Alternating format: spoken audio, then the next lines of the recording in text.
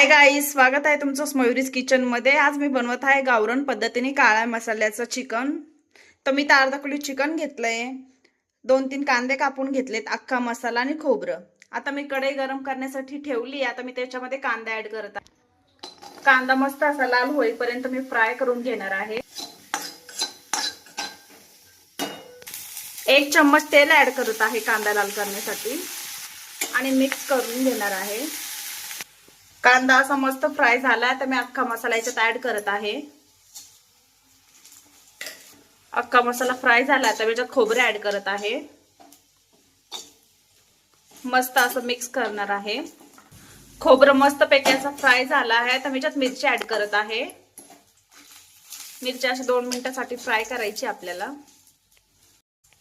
मिरची फ्राय झाली आता मी याच्यामध्ये ऍड करत आहे अद्रक लसूण आणि 2 मिनिटांसाठी फ्राय करायचा आहे। आणि हा सर्व मसाला मी असा वाटून घेणार आहे थंड झाल्यावरती। तर मी ह्याच कढईमध्ये चिकन बॉईल करणार आहे। मी हीच कढई यूज करत आहे। 1 चम्मच तेल ऍड करत आहे आणि अर्धा कांदा याच्यामध्ये फ्राय करणार आहे। मी याच्यामध्ये टमाटर पण ऍड केला आहे।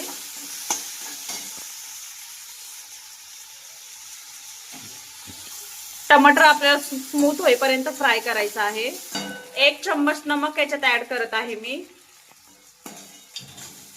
मिक्स करणार आहे। 1 चम्मच अद्रक लसूण पेस्ट। मसाला असा मस्त मिक्स झालाय तर मी याच्यामध्ये अर्धा चम्मच हळदी मिक्स करत आहे। अर्धा चम्मच मिरची पावडर पण याच्यात ऍड करत आहे मी आणि मस्त मिक्स झाला आहे आता सगळं। आता मी याच्यामध्ये चिकन ऍड करत आहे। मस्त असं मिक्स करून घेणार आहे। थोडीशी मी याच्यामध्ये कोथिंबीर पण ऍड करत आहे आणि 5 मिनिटांसाठी असं मी झाकून ठेवणार आहे। 5 मिनिटं झालेले आहेत आता मी ढाकण काढत आहे। मस्त असं चिकन पण बॉईल झालं आहे आपलं। मसाला असं मी वाटून घेतला आहे। आता सर्व चिकन मी एका बाउल मध्ये काढून घेणार आहे आणि फोडणी देणार आहे। अशा प्रकारे मी सर्व चिकन काढून घेणार आहे। आता मी इथे कढई ठेवली गरम होण्यासाठी। आता मी त्याच्यात 2 चम्मच असे तेल ऍड करत आहे। तेल गरम झालंय आता मी याच्यामध्ये ऍड करणार आहे कढीपत्ता। माझ्याकडे हा स्पेशल मसाला आहे गरम, तो मी पण याच्यात ऍड करत आहे। वाटून घेतलेला मसाला पण याच्यात ऍड केलाय मी। 5 मिनिटांसाठी असं मिक्स करणार आहे मी याला मस्तपैकी। थोडासा मी याच्यात चिकन मसाला पण ऍड करत आहे।